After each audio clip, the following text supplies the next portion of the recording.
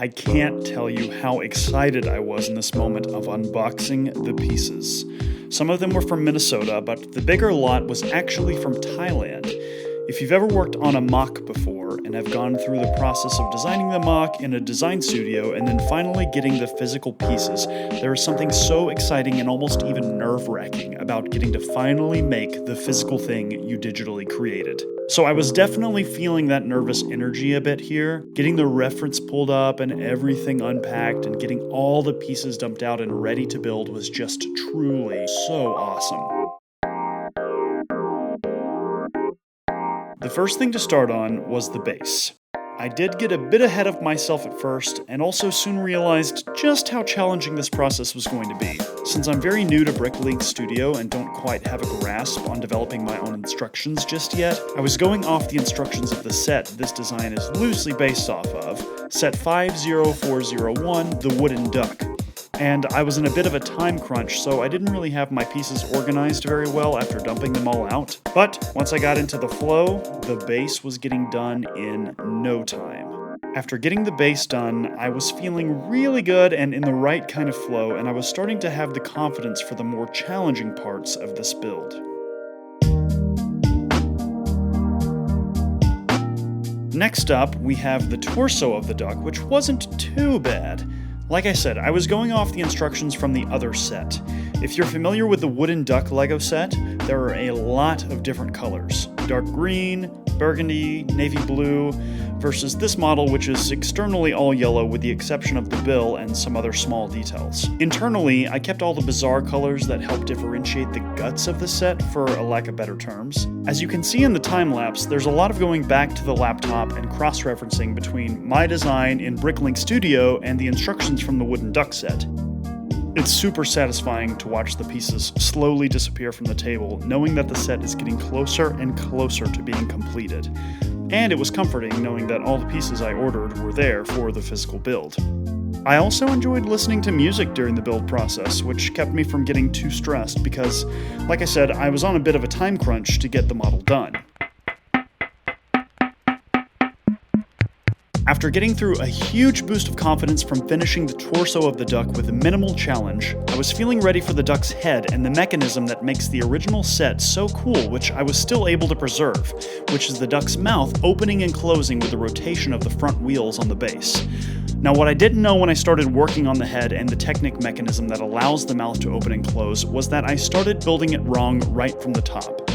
There are two Technic lift arms in this model that are almost identical but not quite.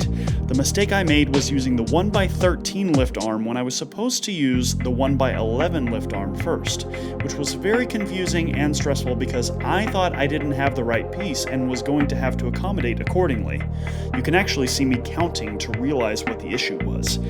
It was such a relief to realize the only issue was that I just had to take some things apart and replace the wrong lift arm with the right one, which I did in fact have and should have used in the first place.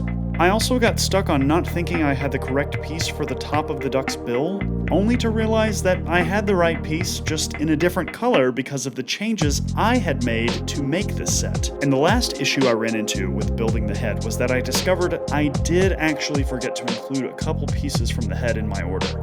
But I was able to use some pieces from the wheels to accommodate the issue I was facing with the duck's head, and no one would know the difference. That's the beauty of LEGO and the true fun of these projects, getting to problem solve along the way in order to still complete the build you are trying to finish with what you have. Once I finished the head and finished attaching the mechanism that allows the mouth to open and close, which you can see me test running a bit to make sure everything was lining up, it was time to move on to the wings. In another instance of LEGO problem solving, the wings proved to be the most challenging. I decided to build them both at the same time, again in the interest of time, but soon realized that somehow, somewhere along the building process, I had swapped colors and parts when I didn't even realize it. So I had to deconstruct the body and head to find out what I needed to make the wings, as well as removing some parts from the inside of the body to make the wings aesthetically what they were supposed to be. The internals are hidden enough so that as long as the mechanism works and you can't see any of the missing pieces externally in terms of the aesthetic of the duck as a whole, I could be afforded the luxury luxury of taking some pieces out that I needed to complete the build. There was some other moving around I did of parts that were causing some issues with the mechanism, but I was able to solve the problem after the fact while, again, still preserving the aesthetic of the model, which I was really proud of. Once I finished that beast of a step in the process and attached the finished wings, you can see me testing the mechanism once more before moving on to the last bit of the build.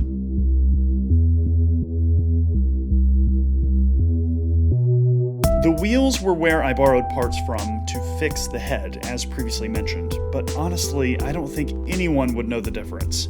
Attaching the wheels was simple enough, and one more test of the mechanism with the wheels attached, and then I attached the string element that pulls the entire thing along. Also, have to point out that one of the sellers accidentally included a keyboard tile, which is more funny to me than anything. And last, but certainly not least, inserting the red pins into the bullet holes for maximum accuracy was so satisfying. Finishing this build was truly so rewarding. And here's the final creation. I love the way it turned out from idea to final fulfillment, all the character it has, from the odd pieces to the way the teeth were included, and the pieces being a little worn in various places, I think really adds to the character of what this model is, being a toy from the grungy land of Halloween Town. Be sure to like and subscribe for more cool builds and videos to come.